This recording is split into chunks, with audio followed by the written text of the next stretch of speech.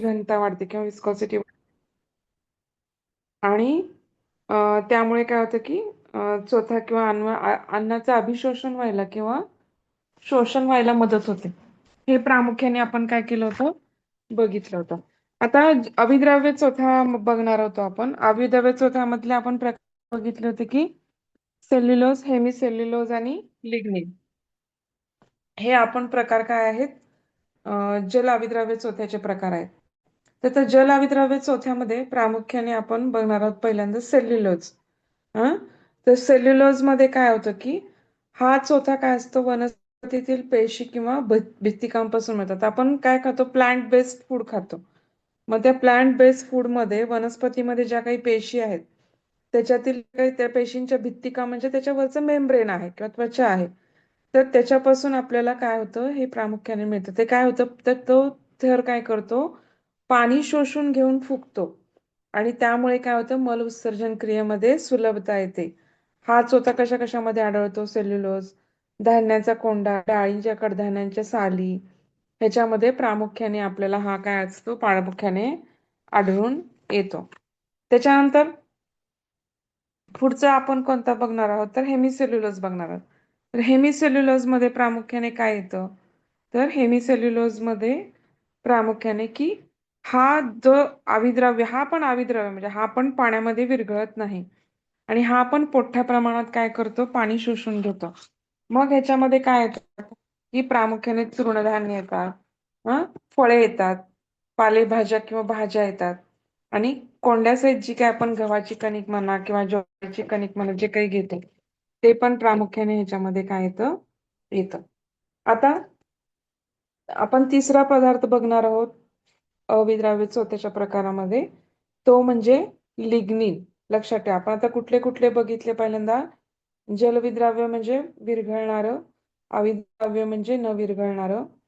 हा कसा असतो, जलविद्राव्यामध्ये जेलीसारखा चोथा बनतो आणि हा प्रामुख्याने काय करतो, कोलेस्ट्रॉल किंवा हार्ट अटॅकचा प्रमाण कमी करतं किंवा एलडीएल जे लो डेन्सिटी लायपोप्रोटीन आहेत त्याचा पण प्रकार कमी करतं, म्हणजे हृदयरोगाचं प्रमाण कमी होतं. कोलेस्ट्रॉल कमी करायचं काम कमी करतं. त्याच्यामध्ये पेक्टिन, डिंक आणि म्युसिलेज बघितले. आणि अविद्राव्य चौथ्यामध्ये काय होतं की हा चौथा काय करतो, प्रामुख्याने पचन मार्गामध्ये पाणी शोषून घेऊन फुगतो आणि त्याच्यामुळे काय होतं की न पचलेली अन्न किंवा बाकीच्या गोष्टी बाहेर टाकायला हा मदत करतो. नंतर अपचनीय जो काही अन्न आहे त्या गुदद्वारापर्यंत नेण्याला पण हा चौथा मदत करतो आणि शौचाला साफ घडून येते त्यामुळं.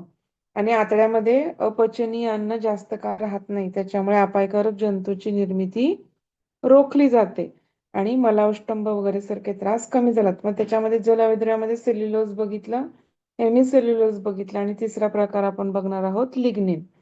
आता लिग्निन म्हणजे काय तर आपण याला काय म्हणतो, काष्टमय सेल्युलोज गोष्ट म्हणजे लिग्निन. त्याच्यामध्ये पाचक रसाचा याच्यावरती काहीही परिणाम होत नाही. शरीरामधील पित्त, कोलेस्ट्रॉल व काही कॅन्सरजन्य घटकाचे हा काय करतो पदार्थ शोषण करतो. त्यामुळे कोलेस्ट्रॉल व चरबीचे अभिशोषण लिग्निनद्वारे होऊन शौचाद्वारे याचा निचरा घडवून आणण्याचे कार्य प्रामुख्याने केले जाते. मग आता हे लिग्निन जे काही आहे ते फळांपासून किंवा काष्टमय वनस्पतीतून प्रामुख्याने मिळते. आता सगळ्यात जास्त प्रमाणात फायबरचं कशामध्ये असतं तर आपल्याला काही खाद्यवस्तू म्हणजे कोणत्या गहू, ज्वारी, बाजरी, नाचणी, मका, कडधान्य, डाळी, मेथ्या, कारळ, करडी बी ह्याच्यामध्ये जास्त मोठ्या प्रमाणामध्ये काय असतं, तंतुमय फायबर्स किंवा पदार्थ असतात. मध्यम प्रमाणामध्ये कशात असतं तर तांदूळ, पालेभाज्या, शेंगा, फळे, नारळ, तीळ, आळीव, जवस, शेंगदाणे, कठीण कवचाची फळे याच्यामध्ये मध्यम प्रमाणात असतं.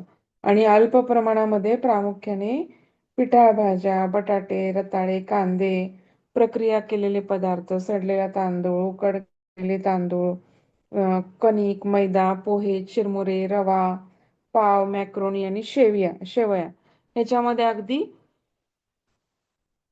अल्प प्रमाणात असतं. आणि अजिबातच कशात नसतं तर साखर, खाद्यतेल, तूप, दूध, दुधाचे पदार्थ, सर्व मांसाहारी पदार्थ याच्यामध्ये फायबर्स अजिबात थोडे पण फायबर्स नसतात, हे लक्षात घ्या. लक्षात आलं का? तर प्रामुख्याने कडधान्य आणि धान्यामध्ये सगळ्यात जास्त प्रमाणामध्ये असतात. तर आता आपल्याला किती आवश्यकता आहे, रिकमेंडेड डेली अलाउन्सेस किती आहेत आपल्याला, किंवा आपली दैनिक आवश्यकता किती आहे प्रामुख्याने. तर चौथ्याची दैनिक आवश्यकतेमध्ये प्रामुख्याने आपल्याला WHO, जे काही वर्ल्ड हेल्थ ऑर्गनायझेशन आहे, त्यांचं म्हणणं आहे की 1000 कॅलरी मागे साधारणतः 22 ते 23 ग्रॅम्स होता. म्हणजे आता आपण स्त्रियांमध्ये 1800 कॅलरीज रिकमेंडेड करतो आणि पुरुषांमध्ये 2200 कॅलरीज रिकमेंडेड करतो डेली. तर साधारणतः 40 ते 50 ग्रॅम इतका चोथा आपल्याला काय केलं पाहिजे, प्रामुख्याने अन्नातून मिळाला पाहिजे. तर हे काही चोथा आहे किंवा आपण जो चोथ्याचा भाग आहे, तर चोथ्याची पूर्तता आपण कशी काय करू शकतो, म्हणजे काय काय कसं कसं कॉम्बिनेशन करून आपण चोथा मिळवण्यासाठी काही गोष्टी करू शकतो. तर काही सूचना आहेत चोथा मिळवण्यासाठी. तर आपण प्रामुख्याने काय केलं पाहिजे, आहारामध्ये भाज्या आणि पालेभाज्यांचा योग्य प्रमाणामध्ये समावेश केला पाहिजे. आणि भाज्या किंवा म्हणजे काकडी, टोमॅटो, बीट, गाजर, हं? ह्यांना कच्च्या म्हणजे सॅलड किंवा कोशिंबीरच्या स्वरूपामध्ये कच्चं खाल्लं पाहिजे. किंवा आपण मेथी, करडई या भाज्या सुद्धा आपण कच्च्या म्हणून किंवा घोलाना म्हणून पण खाऊ शकतो. नंतर सूप केल्यावर गाळायचं नाही. आता तुम्ही सूप बनवता शेवग्याच्या, भोपळ्याचं, टोमॅटोचं, तर ते टोमॅटोचं सूप तुम्हाला गाळताना दाखवतात युट्यूबवर किंवा इकडे तिकडं. टोमॅटो शिजवले जातात आणि त्याच्यावरचं साल काढून टाकलं जातं आणि बाकीचं तर तसं नाही करायचं, साल काढून टाकायचं नाही. विथ साल ते स्मॅश करायचंय आपल्याला. तर ते गाळून टाकू नका. तर त्याच्यातला चोथा काय आहे, पुन्हा सुपामध्ये मिसळा आणि तो तसाच आपल्याला प्यायचा आहे. नंतर सालीसहित डाळ्या, म्हणजे आपण अनपॉलिश्ड डाळी वापरतो, तर तसं न करता डायरेक्ट शेतकऱ्यांकडून जर आपण घेतल्या तर ते आपल्याला सालीसहित डाळी काय होतील, मिळतील. कडधान्याचा प्रामुख्याने वापर करायचा आहे आपल्याला. प्रामुख्याने कडधान्याचा सगळ्यात जास्त काय करायचंय, वापर करायचंय. आता कोंडा जो आहे आपण काढून टाकतो कणकेतला, तर तो पण शक्यतो काढून न टाकता कणकेमध्ये मिसळून परत आपल्याला वापरायचं आहे. फळांचे रस काढून पिण्यापेक्षा आपल्याला डायरेक्ट फळे खायचे. मग त्याच्यामुळे काय होतं, फळांच्या रसामध्ये चोथा बाहेर फेकला जातो गाळताना रस. तर तसं न करता फळ सालीसहित जर चावून चावून खाल्लं तर त्याचे फायबरयुक्त परिणाम किंवा त्याचे जे बेनिफिट्स आहेत ते आपल्याला जास्त मिळणार आहेत. ओला नारळ पण वापरायचा आपल्याला, तो तसाच वापरायचा आहे. बटाटे, रताळी यासारख्या भाज्याबरोबर मोडची धान्ये, पालेभाज्यांचा वापर करावा. आपण जे काही कार्बोहायड्रेट्स खातो, फळं, बटाटे, रताळी या भाज्यांबरोबर पण मिक्स भाज्या करायच्या. मग त्याच्यामध्ये बटाट्यामध्ये तुम्ही मेथी बटाटा करू शकता, सगळ्या मिक्स भाज्या, वाटाणा, बटाटा, गाजर असं मिक्स करू शकता, किंवा बटाटा, फ्लावर, गाजर असं मिक्स करून खाऊ शकता. हं? तर असं बटाटा आणि मेथी पण मिक्स करून भाजी करतात. तर असं करून पण तुम्ही वेगवेगळ्या मिक्स अँड मॅच भाज्या करून वापरू शकता किंवा बीन्स वापरू शकता एकत्र. हं? तर असं करून आपण भाज्या बनवू शकतो. चौथ्याचे फायदे काय आहेत आपल्याला? चौथ्याचे फायदे लक्षात घ्या. प्रामुख्याने चौथा काय आहे की चौथ्याचं पचन होत नसलं किंवा त्यापासून जरी आपल्याला ऊर्जा मिळत नसली तरी चौथ्याच्या शरीराच्या आरोग्यासाठी आपल्याला अनेक फायदे आहेत. तर काय होतं, तर तंतूचं आपण काय करतो, बराच वेळ चर्वण, कारण चावून चावून लागतं ते तंतू असल्यामुळं. त्यामुळे काय होतं, तोंडात मोठ्या प्रमाणात लाळ निर्माण होते आणि लाळेमुळे दात स्वच्छ होतात, तसंच दात खराब करणारे जंतू पण मरतात आणि त्यामुळं काय होतं की बराच जेवण पचायला पण सहज, सोपं आणि सुलभ होतं. तंतू आणि अन्नपदार्थापासून खूप कमी प्रमाणात ऊर्जा मिळते आणि त्यामुळं काय होतं की खूप कमी प्रमाणात ऊर्जा असेल तर त्यामुळं आणि पोट गच्च भरलेलं पण राहतं. त्यामुळे ज्यांना वजन कंट्रोल करायचं किंवा वजन कमी करायचं अशा लोकांना प्रामुख्याने हे काय होतं, उपयोगाचं असतं. खूप फायबरयुक्त डाएट घेतलं तर कमी उष्मांक जातात. पोट भरल्यासारखं, कारण तंतूमुळे अन्नाचा आकार वाढतो आणि आपल्याला पोट भरलेलं राहतं. लवकर भूक लागत नाही, त्यामुळे वेट कंट्रोलला खूप चांगल्या प्रमाणात मदत होते. तंतूचं पचन होत नसल्यामुळे ते जसेच्या तसे मोठ्या आतड्यात जाऊन पाणी शोषून घेऊन फुगतो आणि त्यामुळे शौचाचा आकार पण काय होतो, वाढतो आणि मल मऊ आणि सहज सुलभपणे बाहेर पडायला किंवा कॉन्स्टिपेशन न व्हायला, बद्धकोष्ठता न व्हायला मदत होते. कॅन्सरजन्य घटकांची निर्मिती रोखण्यास पण फायबरयुक्त पदार्थ मदत करतात. पाण्यात विरघळणाऱ्या तंतूंमुळे शर्करा, कर्बोदके सावकाश शोषण होतात. लक्षात घ्या. हम्म पाण्यात जे काही विद्राव्य चौथा आपण बघितला, पेक्टिन, गम आणि सेल्युलोज, तर त्याच्यामध्ये काय होतं प्रामुख्याने की शर्करा आणि कर्बोदकांचं काय होतं, सावकाश शोषण होतं. त्यामुळे रक्तातील ग्लुकोजची पातळी काय होते, एकदम वाढत नाही. आणि त्यामुळे मधुमेहीसारख्या लोकांना त्याचा जास्त फायदा होतो. आणि पाण्यात विरघळणारा चौथा रक्तातील एकूण कोलेस्ट्रॉल किंवा अपायकारक गोष्टी म्हणजे लो डेन्सिटी लायपोप्रोटीन्स जे आहेत ते पण कमी करतो. त्याच्यामुळे त्याच्या हेल्थवरती आपल्याला प्रामुख्याने चांगले परिणाम होतात.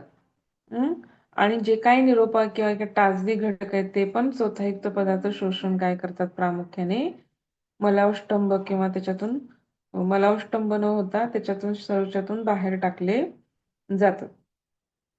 आणि समजा जर चौथ्याचा परिणाम जर कमी झाला तर काय काय प्रॉब्लेम येऊ शकतात, तर ह्याच्या अपोजिट सांगायचं आपल्याला एकदम, की कॉन्स्टिपेशन होऊ शकतं, नंतर खनिजांची कमतरता निर्माण होऊ शकते, किंवा प्रामुख्याने गॅसेस निर्माण होतो. चौथ्याचे प्रमाण जास्त झालं तरी काय होतं की प्रामुख्याने त्यात तंतुमय घटकामुळे काय होतात, गॅसेस होतात. कारण ते फर्मेंटेशन किंवा फसफसने होतात आणि त्यामुळे प्रामुख्याने आपल्याला काय होतं की गॅसेसमुळे ब्लोटिंग वगैरे असे प्रकार अधिक प्रमाणात झालं तर, कमी प्रमाणात झालं तर खनिजांची कमतरता होते आणि कॉन्स्टिपेशनचा त्रास होऊ शकतो. तर ह्या दोन गोष्टी प्रामुख्याने जर कमी झाल्या तर आपल्याला ओळखता येतात. आता प्रामुख्याने आपल्याला परत पुढचा घटक बघायचा आहे की आपण जे काही पुढचा घटक मध्ये जे बघणार आहोत ते म्हणजे आपण प्रामुख्याने आता मिनरल बघणार आहोत. तर मिनरल बघताना आपल्या लक्षात घ्या की मिनरल मध्ये आपण प्रामुख्याने पहिलं मिनरल बघणार आहोत तर ते कॅल्शियम बघणार आहोत.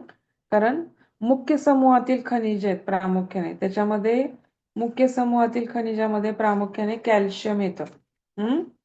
तर आता आधी आपण बघू की खनिज म्हणजे काय, खनिजांचं वर्गीकरण बघू आणि त्याच्यानंतर आपण काय करू, कॅल्शियमकडे जाऊ. तर खनिज काय आहे, तर खनिजाची व्याख्या काय आहे किंवा आपण त्यांना काय म्हणतो, तर त्यांना खनिजांना आपण इंग्लिशमध्ये मिनरल्स म्हणतो किंवा क्षार म्हणतो. तर जसं आपल्यामध्ये प्रथिने, कर्बोदके असतात तसंच मिनरल पण हे काय प्रामुख्याने एक गोष्ट आहे की जी आपल्या शरीराला प्रामुख्याने आवश्यक असते. आणि त्याच्यामध्ये साधारण शरीराच्या वजनाचा आपला 96% भाग हा मूलघटकांनी याच्या व्यापलेला असतो आणि 4% भाग हा म्हणजे समजा हायड्रोजन, कार्बन, ऑक्सिजननीच आपलं शरीर सगळं व्यापलेलं आहे मूलद्रव्याने.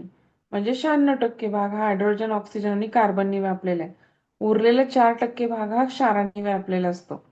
मग ते क्षार म्हणजे आता कुठले कुठले ते आपण पुढे बघणारच आहोत. तर वनस्पती किंवा तर त्याची व्याख्या किंवा डेफिनेशन काय आहे, वनस्पतीज किंवा प्राणीज प्रथिने किंवा वनस्पतीज किंवा प्राणीज पेशींचे ज्वलन झाले असता राखेच्या स्वरूपात जे उरतात त्या घटकांना आपण क्षार किंवा खनिजे असं म्हणतो. मानवी शरीरामध्ये किती खनिजे आहेत एकूण टोटल, तर 24 खनिजे आहेत. आणि कुठली कुठली आहेत ती, तर कॅल्शियम आहे, फॉस्फरस आहे, पोटॅशियम आहे, सोडियम आहे, क्लोरीन आहे, मॅग्नेशियम आहे, लोह, bromine, flavin, nickel, chromium, selenium, silicon, zinc, तांबे, आयोडीन आणि गंधक. कळलं का कुठली कुठली 24 खनिजे आहेत ती, calcium, phosphorus, potassium, sodium, chlorium, magnesium, लोह, bromine, flavin, nickel, chromium, selenium, silicon, zinc, तांबे, आयोडीन आणि गंधक. तर ह्या प्रत्येक गोष्टीच्या क्षाराची आपल्या शरीरामध्ये वेगवेगळी गरज असते. तर आता ह्यांचं दोन गोष्टींमध्ये वर्गीकरण केलंय खनिजांचं. एक मुख्य समूह वर्गीकरण आणि दुसरं कुठलं केलेलं आहे, त्यांना आपण मुख्य समूहाला मेजर ग्रुप म्हणतो आणि सूक्ष्म भार आवश्यक म्हणजे त्याला आपण ट्रेस एलिमेंट्स असं म्हणतो. तर मुख्य समूहामध्ये प्रामुख्याने calcium, phosphorus, magnesium, potassium, calcium, phosphorus, potassium, sodium, chlorine, magnesium आणि गंधक इतके 7 गोष्टी येतात. आणि सूक्ष्म मध्ये कोणकोणते येतात तर लोह, आयोडीन, मॅंगनीज, तांबे, zinc, fluorine, selenium, cobalt, chromium, nickel, cadmium आणि सिलिकॉन. तर बाकीच्या ह्या सगळ्या गोष्टी ह्या सूक्ष्म ह्याच्यामध्ये वर्गीकरणामध्ये मोडतात. तर आता मुख्य समूहात आढळणारी जी काही खनिजे आहेत ती प्रामुख्याने पुरेशा प्रमाणामध्ये शरीरामध्ये आढळतात.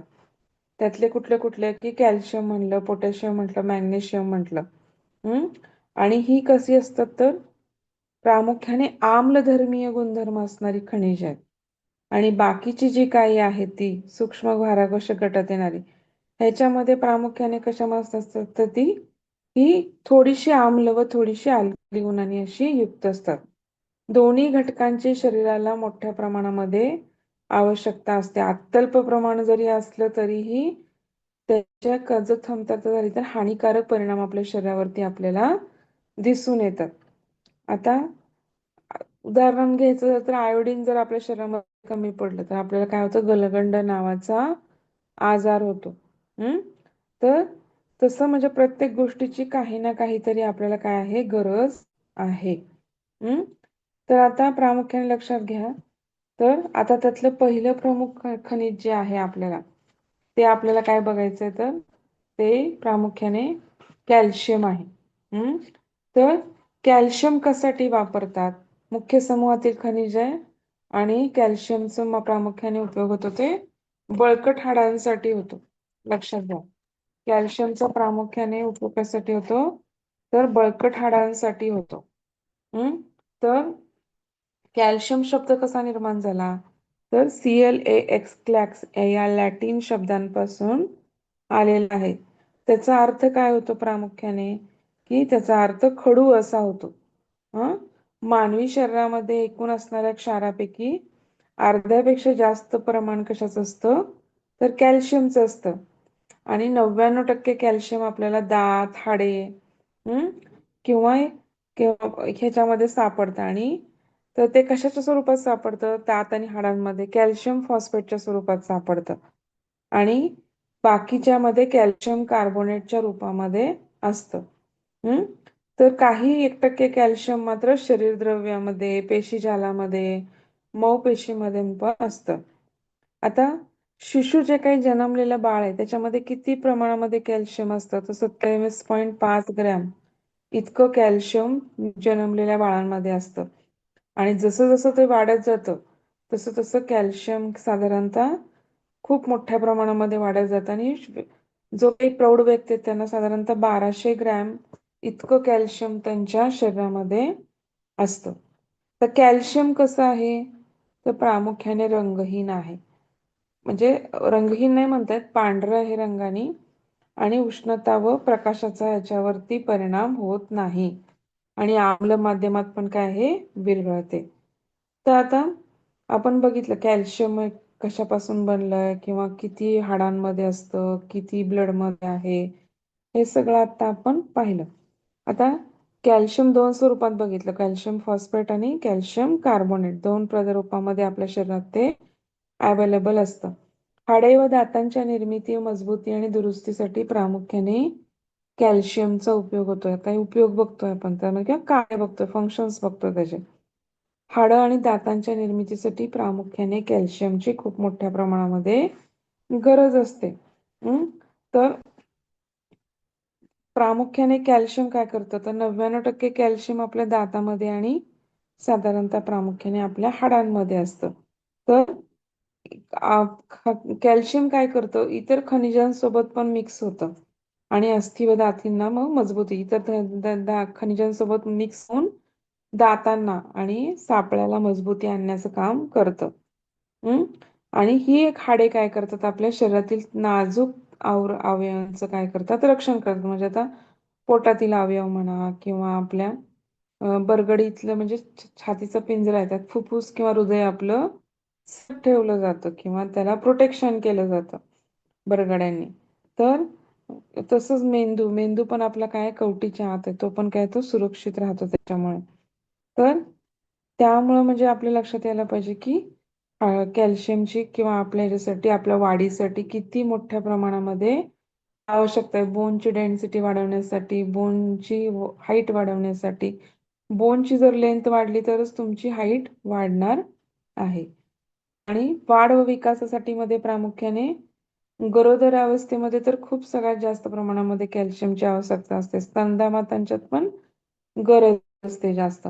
तर त्याच्यामुळे काय होतं की शिशुवयामध्ये जे हाडे कार्टिलेजच्या स्वरूपात असतात ती आपोआप काय होतात नंतर क्षार साचून मजबूत होऊन काय व्हायला लागतं, कॅल्शियम फॉस्फेट तयार होतं आणि त्याच्यामुळे त्याला आपण काय म्हणतो, कॅल्सिफिकेशन म्हणतो. आलं का लक्षात? क्षार जेव्हा हाडे किंवा मजबूत टणक बनतात आणि ते कॅल्शियम फॉस्फेट म्हणजे कॅल्शियम आणि फॉस्फेट यांचं संयुग बनवून ते कॅल्शियम फॉस्फेट होतं किंवा फॉस्फरस. कॅल्शियम आणि फॉस्फरस यांचं एकत्र संयोग होऊन कॅल्शियम फॉस्फेट तयार होतं आणि त्यालाच आपण काय म्हणतो, कॅल्सिफिकेशन म्हणतो प्रामुख्याने. तर त्यासाठी सुद्धा आपल्याला काय असते, कॅल्शियमची गरज आहे. आणि प्रामुख्याने आपण जे बघितलं की विटॅमिन के मदत करतं रक्त गोठण्याला, विटॅमिन सी मदत करतं रक्त गोठण्याला, तर तसंच त्या प्रमाणातच कॅल्शियम पण काय होतं, रक्त गोठण्याच्या क्रियेमध्ये प्रामुख्याने आपल्याला मदत करतं. तर जे काही आपल्याला शरीरामध्ये समजा लहानशी जखम झाली आणि त्यातनं रक्तस्राव व्हावा लागला, तर काय करतं, तर कॅल्शियम काय करतं, रक्त गोठण्याच्या क्रियेमध्ये प्रोथ्रॉम्बिनचं रूपांतर थ्रॉम्बिनमध्ये करून किंवा थ्रॉम्बिनचा संयोग फायब्रोजिनशी होऊन फायब्रिन नावाचे तंतुमय प्रथिने तयार होतं. आणि त्याच्यामुळे काय होतं, हे फायब्रिनमुळं तंतूत रक्तातील लाल व पांढऱ्या रक्तपेशी अडकून राहतात आणि रक्त गोठण्याची क्रिया काय होते, घडून येते. तर थोडक्यामध्ये प्रोथ्रॉम्बिनचं रूपांतर थ्रॉम्बिनमध्ये आणि फायब्रोनोजिनचं रूपांतर फायब्रिनमध्ये करताना कॅल्शियम त्याला मदत करतं. आलं का लक्षात? जठरामध्ये दुधाचं रूपांतर दह्यामध्ये होतं आणि दुधाच्या पचनक्रियेत मदत करण्याचं काम कोण करतं? कॅल्शियम करतं. तेव्हा तुम्ही दूध पिता तेव्हा त्या दुधाचं पचन करण्याचं काम कोण करतं? कॅल्शियम करतं. त्याच्यानंतर मांसपेशी आणि हृदयाच्या पेशींना क्रियाशील होण्यासाठी किंवा सुरळीतपणे काम चालण्यासाठी पण कॅल्शियमची आवश्यकता असते. तर आता किती किती कॅल्शियम डेली अलाउन्सेस किती आहेत, रिकमेंडेड डेली अलाउन्सेस RDA प्रमाणे. म्हणजे RDA म्हणजेच आपण रिकमेंडेड डेली अलाउन्सेस म्हणतो. तर त्याच्यात किती डेली अलाउन्स किंवा किती दैनिक गरज आहे आपण ते लक्षात घेतलं पाहिजे. तर साधारणतः प्रौढ स्त्री व पुरुषांमध्ये 600 मिलीग्रॅम इतकं कॅल्शियम डेली आपल्याला आवश्यक असतं. नंतर ॲडोलसंट पिरियड मधली जी 10 ते 17 वर्षातली मुलं मुली आहेत त्यांना 800 मिलीग्रॅम इतकं कॅल्शियम डेली आवश्यक असतं. आणि गरोदर स्त्रिया किंवा ज्या स्तनदा माता आहेत त्यांना साधारणतः 1200 मिलीग्रॅम इतकं कॅल्शियम डेली लागतं. त्यामुळे त्यांना आपण सप्लिमेंटरी देतो. आणि 1 वर्ष ते 9 वर्ष साधारणतः 600 मिलीग्रॅम इतकं कॅल्शियम बेबीजला लागतं. तर कॅल्शियम बघितलं किती गरज आहे, त्याचे उपयोग बघितले, हाडे व दाताच्या निर्माणासाठी, शरीराच्या वाढीसाठी, रक्त गोठण्याच्या प्रक्रियेमध्ये, जठरामध्ये दुधाचं रूपांतर दह्यामध्ये, तर ते पचनक्रियेमध्ये पण दुधाच्या मदत करतं. किंवा मांसपेशी योग्य रीतीने क्रियाशील होण्यासाठी पण हृदयाचं स्नायूंचे कार्य सुरळीत राहण्यासाठी कॅल्शियमची आपल्याला काय असते, आवश्यकता असते.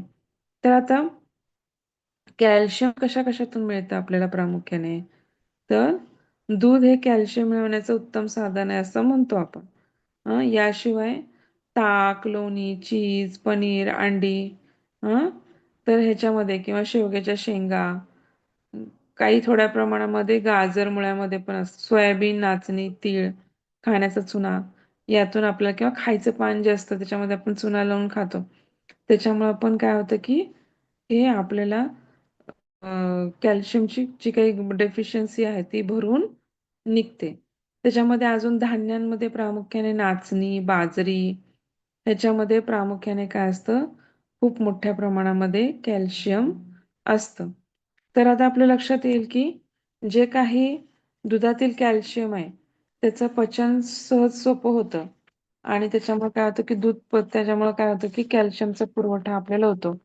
नाचणीमध्ये लक्षात ठेवा की सगळ्यात जास्त कॅल्शियम आहे. 344 मिलीग्रॅम इतकं कॅल्शियम नाचणीमध्ये असतं. तर आता त्याच्यामध्ये लक्षात घ्या 100 ग्रॅम जे काही गाईचं दूध किंवा दही आहे त्याच्यामध्ये 120 मिलीग्रॅम असतं. म्हशीच्या दुधामध्ये दह्यामध्ये कॅल्शियम एकदम दुप्पट प्रमाणात 210 प्रमाणात असतं.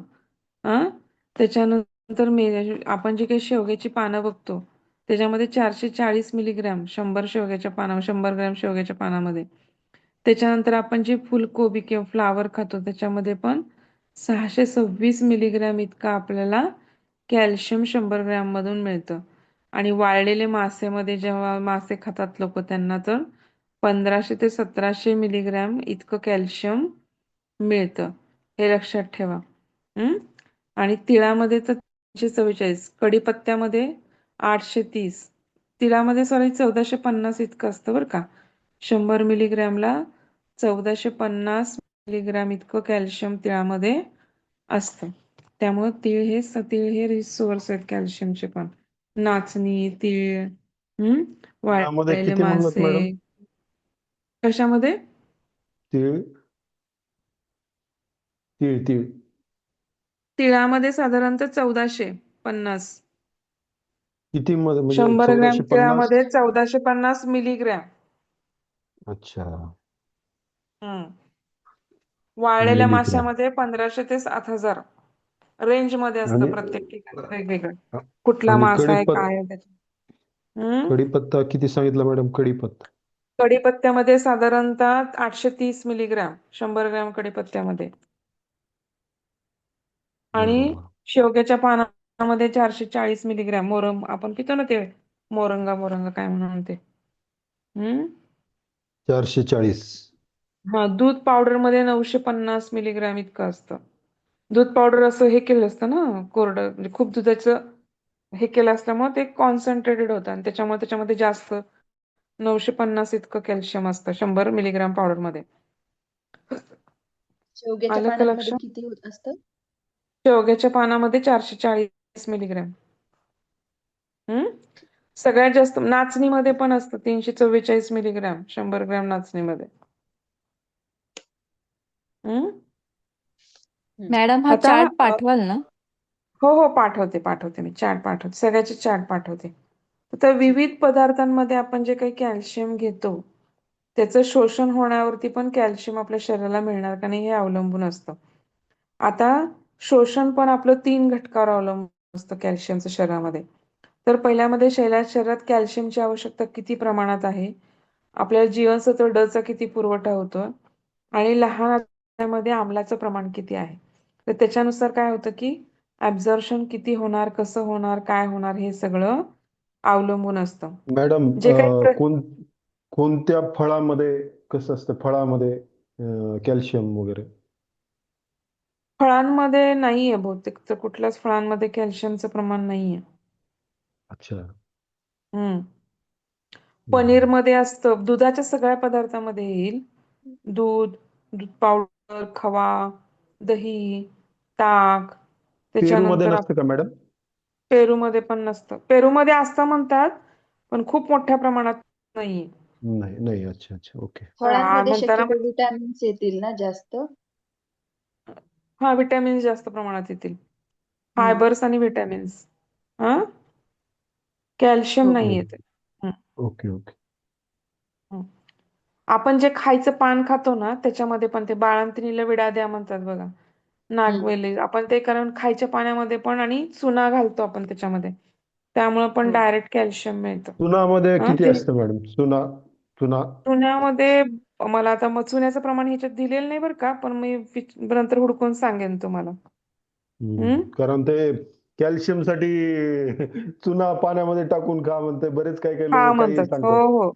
हो हो हो खूप मोठ्या प्रमाणात नाही खात आहेत, तोंड येतं त्याच्याने, पण थोड्या प्रमाणामध्ये हा. घालून खाऊ शकतो. पानामध्ये पण असतं ते नागवेलीचं आपण जे पान खातो ना त्याच्यामध्ये पण बऱ्यापैकी थोड्या प्रमाणात कॅल्शियम असतं आणि ते चुना लावून खाल्ल्यावर तर त्याचं प्रमाण अजून वाढतं. राजीव दीक्षितचे लेक्चर आहे मॅडम, हम्म, हम्म. बरेच असे याच्या बर, बाबतीत. पानाच्या ते बाबतीत का? महर्षी. हा, ते हा, हे आहार वगैरे किंवा हे आरोग्याच्या बाबतीत बर बर ते बर बर वाघभट्टची सूत्र सांगतात ते. बर बर. अरे राजीव वा, दीक्षित. ठीक आहे. आता आपल्याला सहाय्यक आपण बघणार आहेत की ह्याला म्हणजे मी तुम्हाला म्हणलंय का ऍब्झॉर्प्शन कशावर अवलंबून आहे. तुमच्या शरीराला किती कॅल्शियमची आवश्यकता आहे, जीवनसत्व ड चा तुम्हाला किती पुरवठा होतोय आणि लहान आतड्यात आम्लाचं प्रमाण किती आहे. या 3 गोष्टीवर तुमचं ऍब्झॉर्प्शन काय आहे अवलंबून आहे. त्यातलं प्रामुख्याने आपल्याला प्रथिने किंवा जीवनसत्वमध्ये ड आणि क आणि दुधामध्ये जे काही लॅक्टोज आहे, दुग्ध शर्करा, हे कॅल्शियमच्या शोषणामध्ये मदत करतात आपल्याला. ऑक्झॅलिक आम्ल, फायटिक आम्ल, फॉस्फेट, सेल्युलोज स्निग्ध पदार्थ यामुळे काय होतं कॅल्शियमच्या शोषणामध्ये अडथळा निर्माण होतो. लक्षात घ्या. ऑक्झॅलिक आम्ल, फायटिक आम्ल, नंतर सेल्युलोज, आपण जे काही फायबर बघितलं होतं त्यातलं सेल्युलोज, नंतर स्निग्ध पदार्थ, या घटकांमुळे काय होतं प्रामुख्याने कॅल्शियमच्या शोषण प्रक्रियेमध्ये थोड्या प्रमाणात अडथळा निर्माण होतो. सहाय्यक घटकामध्ये प्रामुख्याने जीवनसत्व ड महत्वाचं आहे. कॅल्शियमच्या शोषणासाठी विशिष्ट प्रमाणामध्ये जीवनसत्व ड मिळणं आवश्यक असतं, तरच कॅल्शियमचं ऍब्झॉर्प्शन व्हायला मदत होते. आणि प्रथिने जर आहारामध्ये भरपूर प्रमाणात असतील तर काय होतं कॅल्शियमचं शोषण होणं सोपं होतं. कारण दुधामध्ये जे काही कॅल्शियम आहे ते प्रथिने देखील असतात त्याच्यामध्ये. त्यामुळे काय होतं की स्वाभाविकपणे आपल्याला कॅल्शियम मिळण्याची प्रक्रिया काय होते प्रामुख्याने. तर त्याच्यानंतर आपण काय बघतो की साधारणतः आईच्या दुधातून पण काय होतं, अंगावरचं दूध जेव्हा ब्रेस्टफीड आई करते तर त्याच्यामध्ये पण 103 ते 202 मिलीग्रॅम इतकं कॅल्शियम मिळतं, पण त्यातलं फक्त 80 मिलीग्रॅम शोषलं जातं आणि बाकीचं कॅल्शियम काय होतं मूत्राद्वारे किंवा विष्ठेद्वारे बऱ्यापैकी बाहेर टाकलं जातं. जीवनसत्व जे क आहे ते जलद्रव्य जीवनसत्वामुळे पण कॅल्शियम शोषणाला मदत करतं. व्हिटॅमिन सी कॅल्शियमच्या ॲब्झॉर्प्शनला खूप मोठ्या प्रमाणामध्ये मदत करतं. नंतर लॅक्टोज जे आहे दुधामध्ये ते पण कॅल्शियम शोषणाला मोठ्या प्रमाणामध्ये काय होतं मदत करतं.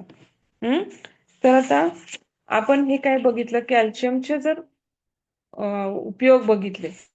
आता अभाव जर झाला तर काय काय आजार होतात तर आपण त्याच्यामध्ये प्रामुख्याने बघणार आहोत. म्हणजे कमतरता अनेक कारणामुळे होऊ शकते की तुमचं समजा आहारातच कॅल्शियम नाहीये किंवा कॅल्शियम आहे पण कॅल्शियमचं शोषणच नीट होत नाहीये किंवा प्रथिने ड आपल्याकडे जीवनसत्व ड किंवा जीवनसत्व क चा अभाव आहे.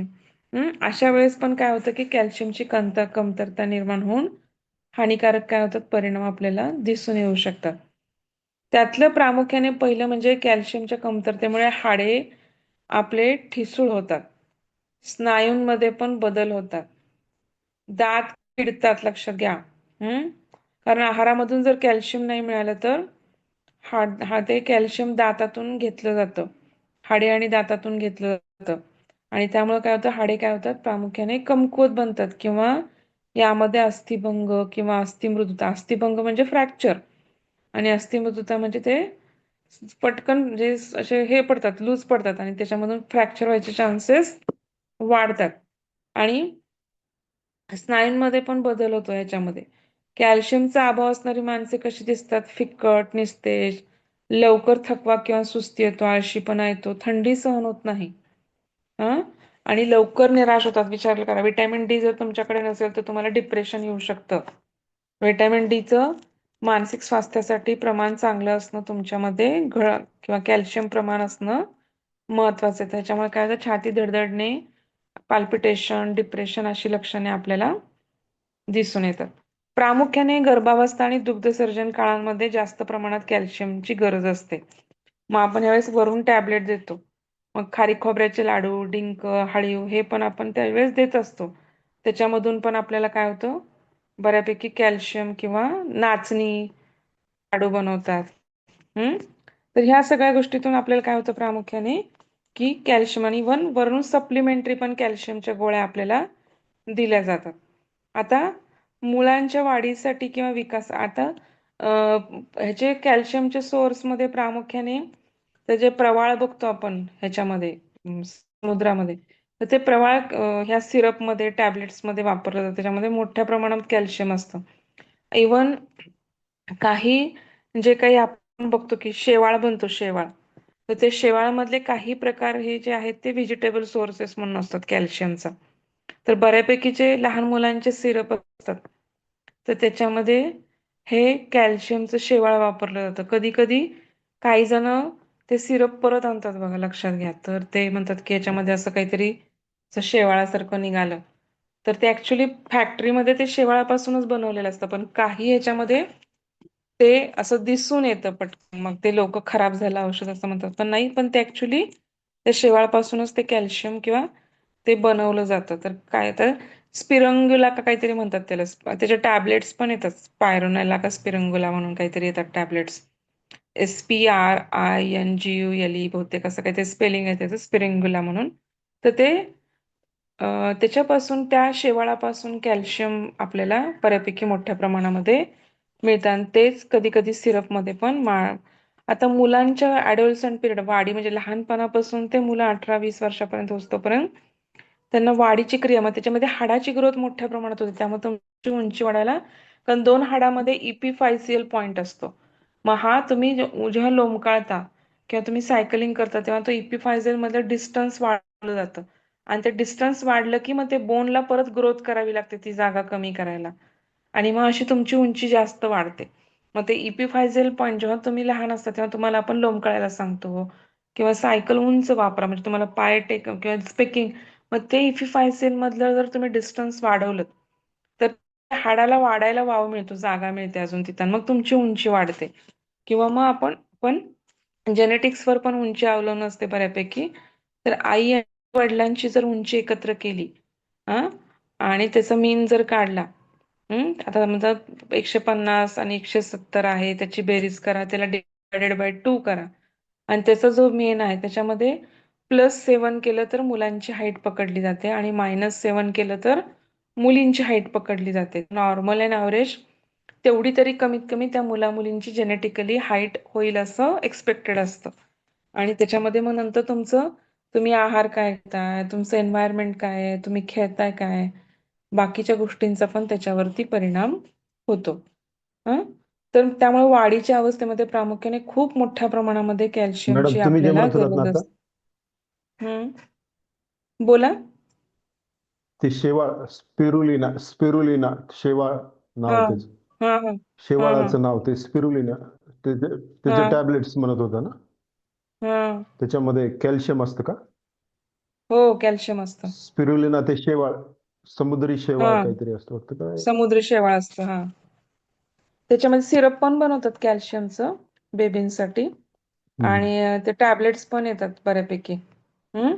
प्रोटीन असतं बहुतेक, ऍक्च्युली ते प्रथिन असतं स्पिरुलिना बहुतेक. कॅल्शियमचं मॉसचं नाव वेगळंच आहे.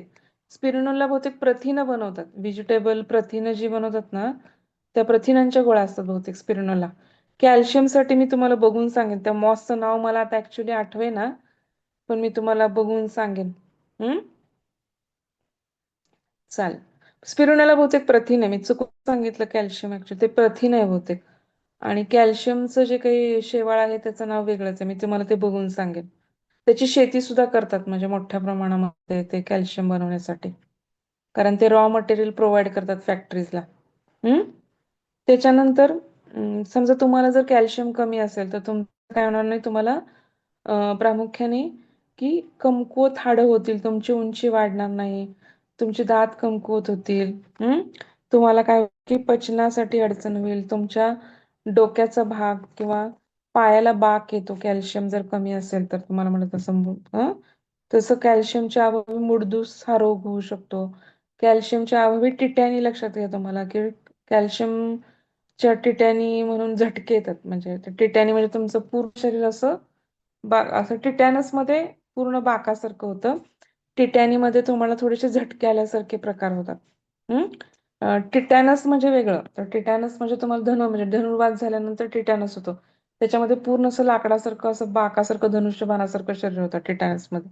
आणि टिटॅनीमध्ये तुम्ही हिस्टेरिया किंवा उन्माद झालेल्या ज्या बायका बघितल्यात ना, तसंच टिटॅनीमध्ये पण थोडंसं कन्व्हल्जन सारखे एपिसोड येणं किंवा असं थोडंसं हातपाय झटकणं, अशा गोष्टी आपल्याला झटके येणं दिसून येतात. मॅडम कॅल्शियम मी दिल्यानंतर हे आता प्रमाण. एक थोडी माहिती काढली बरं का याच्यावरून. हम्म, तर ते हम्म, स्पिरुलिना जे मध्ये आहे ना, तुम्ही जसं म्हणताय containing हम्म 60 to 70% protein with all essential amino acids असं दिलंय अमिनो त्याच्यामध्ये. ऍसिड्स आहे. हा. हम्म कारण ते टॅबलेट्स घेतात बरेच जण सप्लिमेंटरी म्हणून. हम्म. म्हणजे बरेच जण घेतात. कॅल्शियमचं जे आहे ते पण मॉसच आहे बरं का, एक प्रकार शेवाळच आहे. पण मला आता त्याचं नाव आठवेना, मी ते तुम्हाला बघून सांगेन. हा. कारण हो हो. एकच व्हेज व्हेज व्हेज कॅल्शियमचा एकच सोर्स आहे बऱ्यापैकी. कारण बाकीचे कॅल्शियम सोर्सेस आहेत प्रवाळ किंवा असं हेच आहेत, म्हणजे नॉन व्हेजिटेरियन म्हणू शकत नाही आपण त्यांना. पण किंवा आपण इवन शंख शिंपल्याचं जे काही प्रवाळ जर वापरतो, पण बहुतेक तरी प्रवाळच असतं. कारण आपण तुम्ही बघा, गुलकंद प्रवाळयुक्त गुलकंद खावा म्हणतो आपण, कारण कॅल्शियम सोर्सेससाठी म्हणतो. किंवा बऱ्याच गोष्टींमध्ये, औषधांमध्ये पण, आयुर्वेदिक औषधामध्ये प्रवाळ वापरलं जातं खूप औषधांमध्ये, कॅल्शियम सोर्सेससाठी म्हणून. हम्म किंवा मग केमिकली पण बनवलं जातं, रासायनिक प्रक्रियेने पण बनवतात आता सध्या. परंतु जेवढं नॅचरली ऍब्झॉर्व व्हायला सोपं जातं तेवढं केमिकल कॉम्पोजिशन स्वस्त बसतं. आणि केमिकल कॉम्पोजिशन काम करतं तेवढं, पण केमिकल कॉम्पोजिशनचं ऍब्झॉर्प्शन तेवढ्या प्रमाणात होत नाही. तुम्ही समजा 500 ग्रॅम घेतलं तर 100 ग्रॅम, 200 ग्रॅम किंवा 150 ग्रॅमच ते ऍब्झॉर्प्शन होऊ शकतं. नॅचरली जेवढं तुम्ही घेचाल ऑर्गॅनिक पद्धतीने तेवढं ऍब्झॉर्प्शन जास्त प्रमाणात व्हायला मदत होते. हम्म आता कॅल्शियमचा जर अभाव असेल तर इव्हन मुलींची वाढ खुंटते. त्यांना जे म्हणजे मेनार्की येणार आहेत किंवा पाळी येणार आहेत त्याला पण लांब, म्हणजे ते पण लांब होतात. म्हणजे ज्या वयात त्यांना मेनार्की यायला पाहिजे ते कधी कधी जे उलटून पुढं पण जाऊ शकतं. किंवा मासिक स्त्राव जर होत असेल तर त्यांना काय होऊ शकतं, कधी कधी तो मासिक स्त्राव खूप मोठ्या प्रमाणात होतो. प्रतिकारशक्ती त्यांची कमी झाली असं आपल्याला जाणून येऊ शकतं.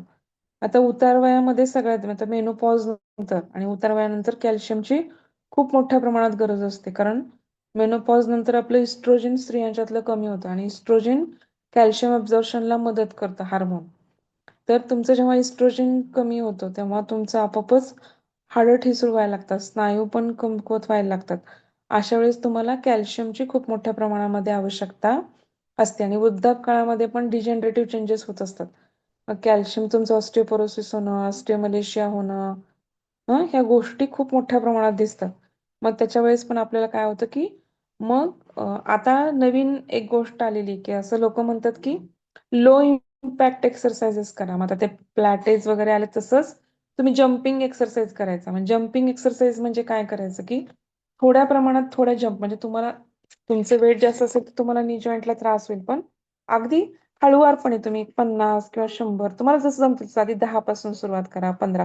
जसं जम्प मारायचा. जम्प मारलं की काय होतं, बोनला सगळ्यात मोठे बोन कुठं असतात तर पायामध्ये असतात. फ्युमर आणि खालचे मोठे, हे सगळ्यात मोठे बोन आहेत आपल्या शरीरातले.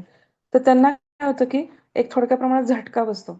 इम्पॅक्ट एक्सरसाइज म्हणतात, लो इम्पॅक्ट एक्सरसाइज, किंवा त्यांना जसं एक प्रकारचं असं त्यांना धक्का बसल्यासारखं होतं. त्याच्यामुळे काय होतं, त्याच्यामध्ये त्यातल्या कॅल्शियम डिपॉझिशनसाठी किंवा ॲब्झॉर्प्शनसाठी किंवा त्याच्यातले फॉस्फरस बाइंडिंग व्हायला आणि ते व्हायला काय होते, प्रामुख्याने मदत होते. मॅडम त्याच्यामुळे ते स्लो जॉगिंग का जम्पिंग थोडस?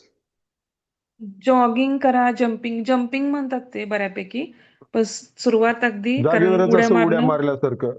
हा. हा, जागेवरच उड्या मारायच्या, खूप उंच नाही, अगदी फक्त तिथल्या तिथंच आपण अगदी अगदी अगदी असं असं असं असं असं असं ते हा किंवा हा मग जम्पिंग जॅक स्किपिंग टाईप एक, प्रकार थोडक्यात. हा, जम्पिंग जॅक टाईप.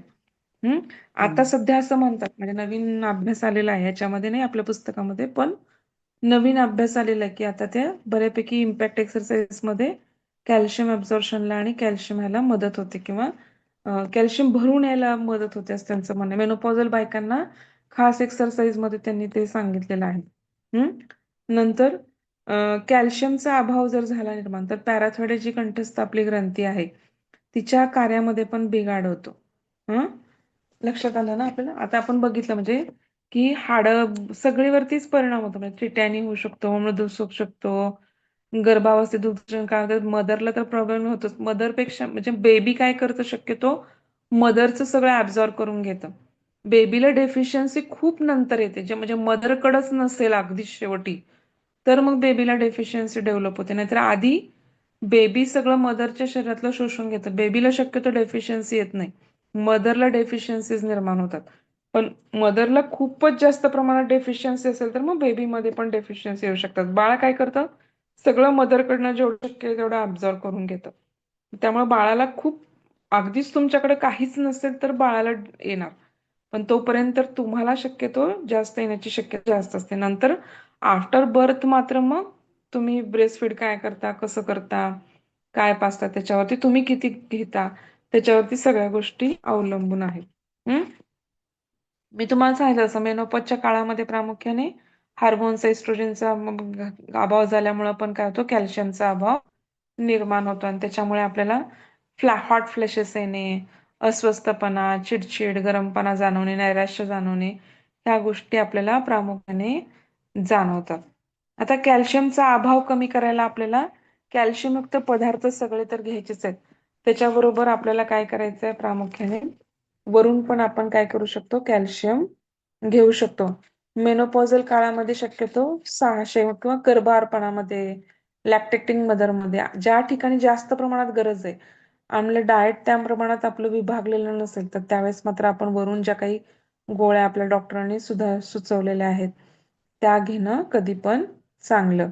कमीत कमी साधारणतः तो 4 महिने ते 6 महिने घ्यावे लागतात. तेव्हा त्याचा थोडा थोडा आपल्याला इम्पॅक्ट किंवा 3 महिन्याचा काळ तरी कमीत कमी घ्यावा लागतो. त्याच्यानंतर आपल्याला थोडे थोडे त्याचे परिणाम दिसायला लागतात. तर समजा आता आपण हे सगळं डिफिशियन्सी असल्यावर काय होतं ते बघितलं.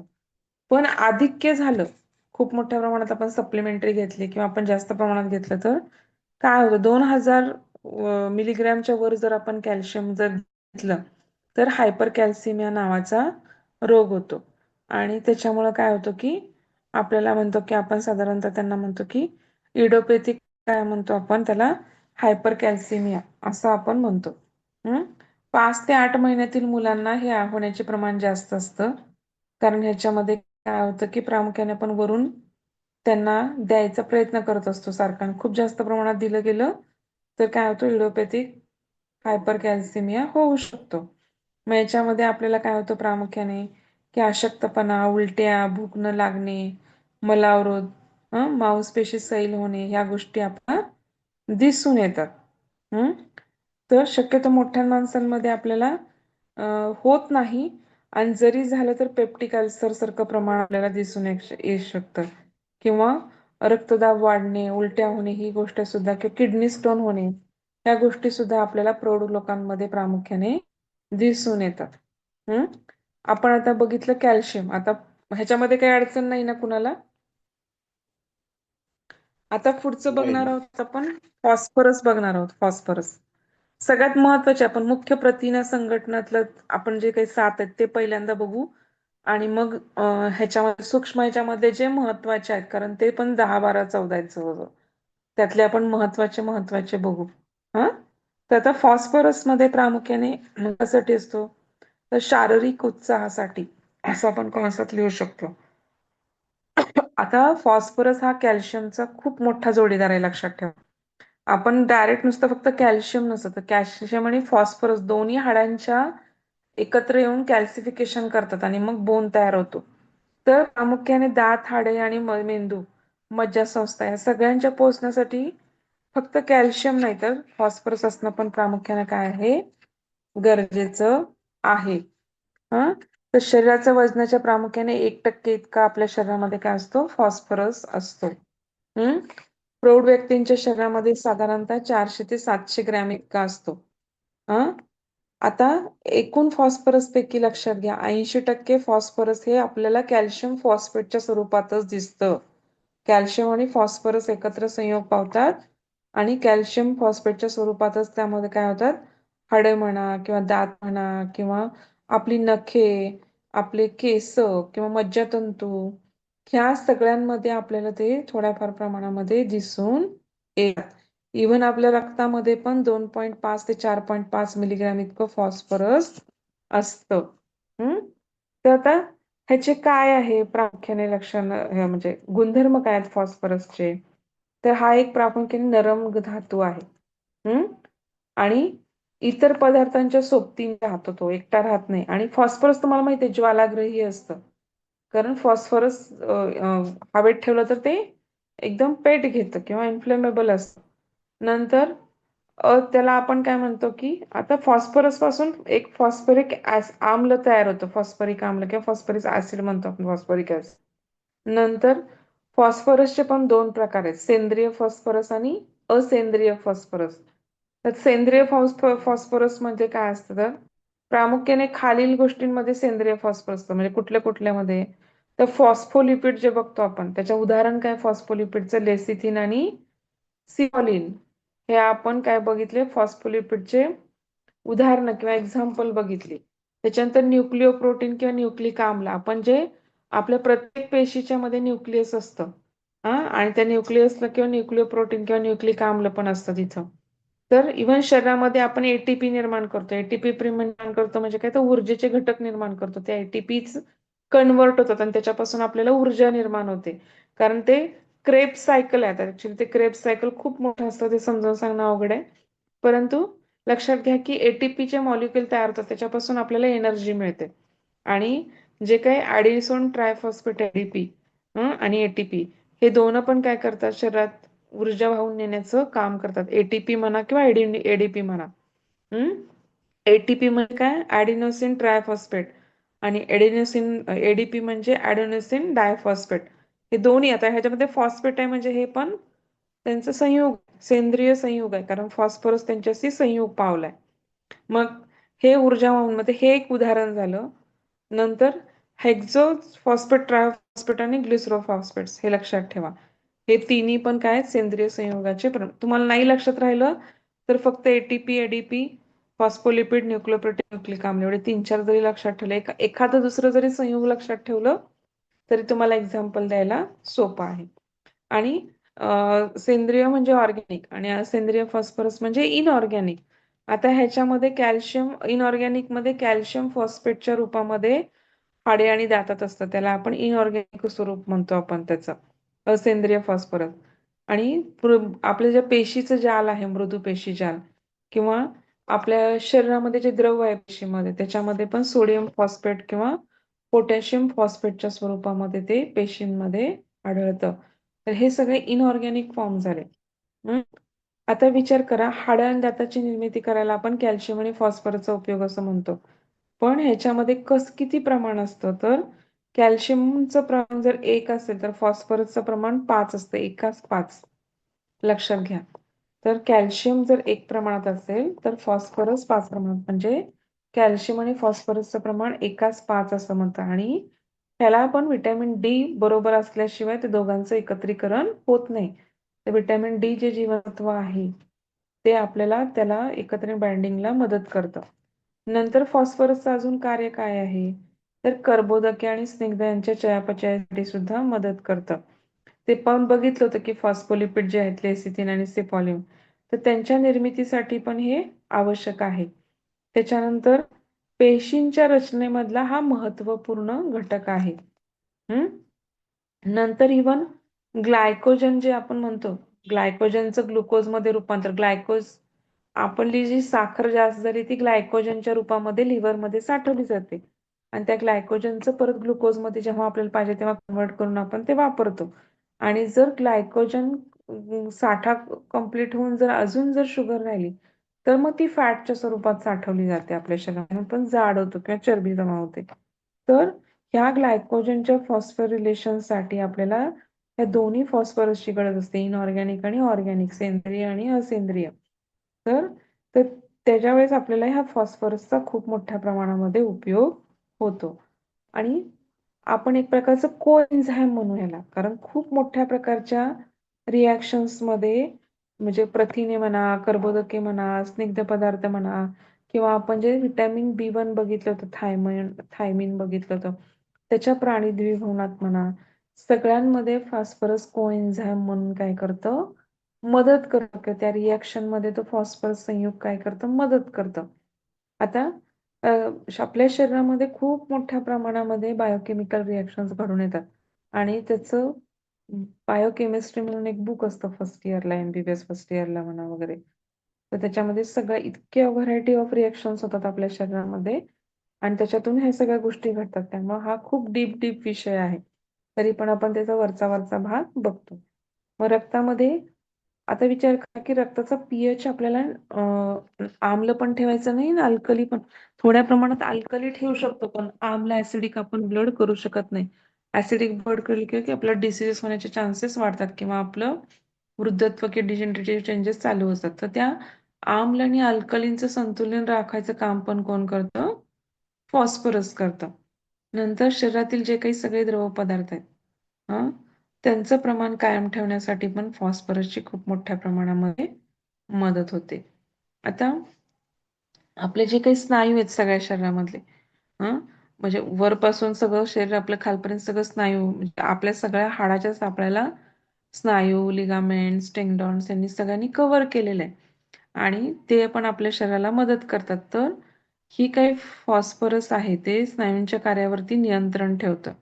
नवीन पेशींच्या निर्मितीसाठी, प्रथिने तयार करण्यासाठी किंवा बाकीच्या पेशीमध्ये जे न्यूक्लिओप्रोटीन किंवा न्यूक्लिक आम्ल आहे, त्याच्यामध्ये फॉस्फरस हा घटक प्रामुख्याने असतो. त्यामुळं या सगळ्या गोष्टींमध्ये फॉस्फरसची खूप मोठ्या प्रमाणामध्ये आपल्याला आवश्यकता किंवा गरज असते.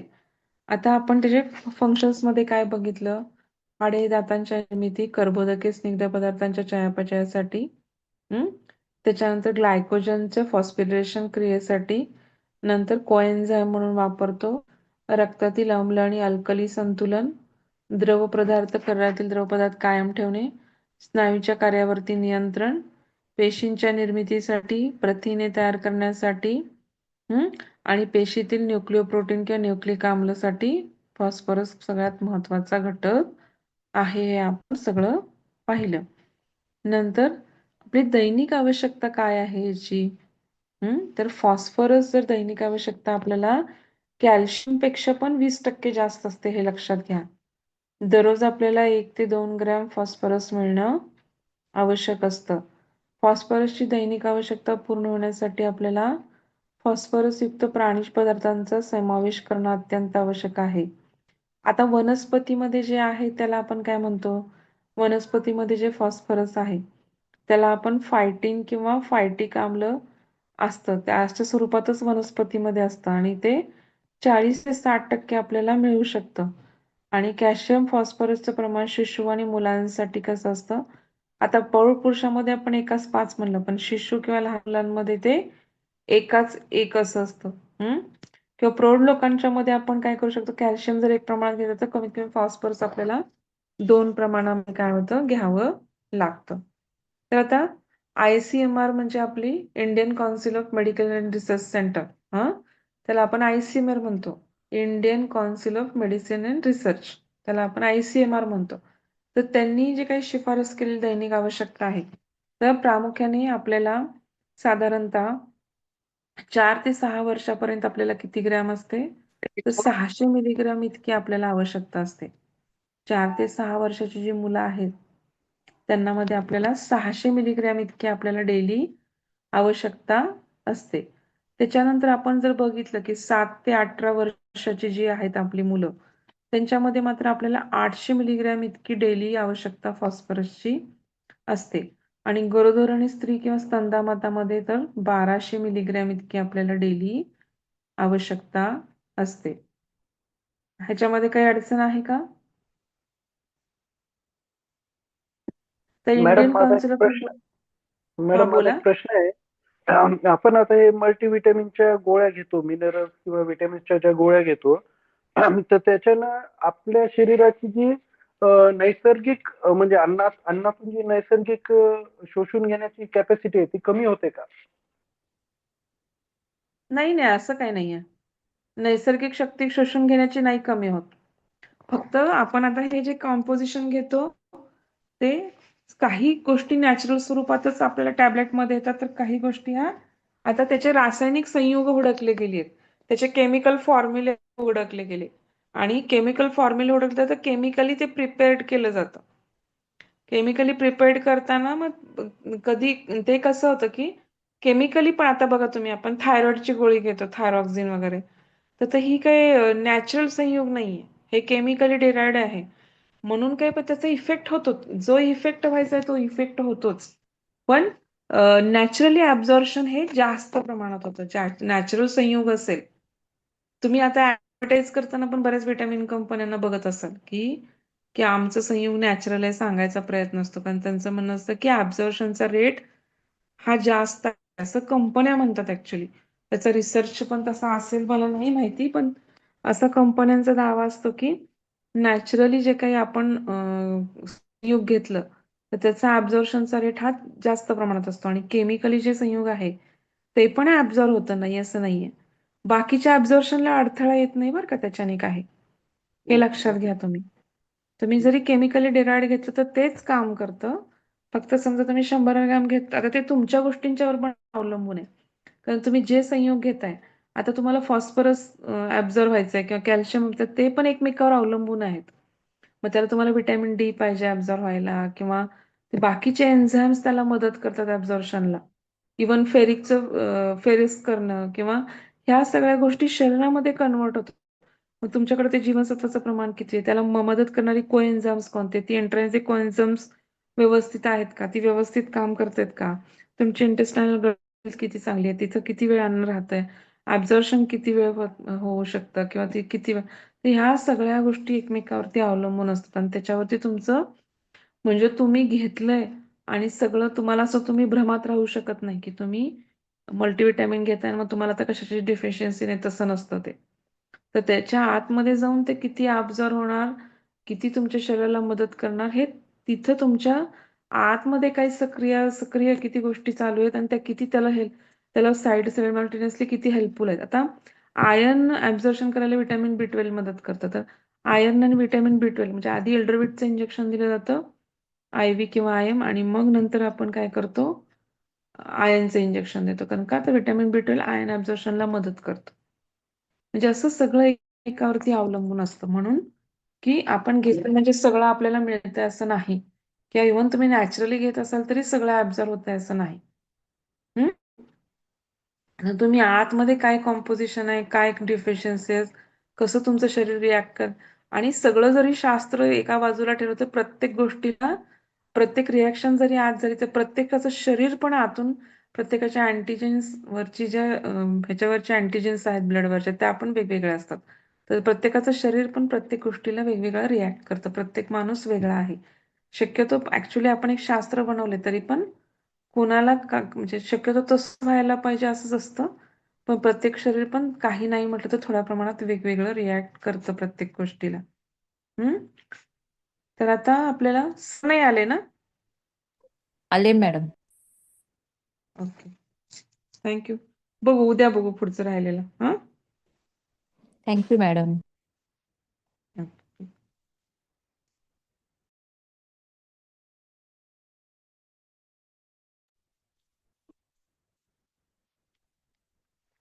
नमस्कार सर्वांना. नमस्कार सर. नमस्कार. ओंकार घेऊया सुरुवातीला. 8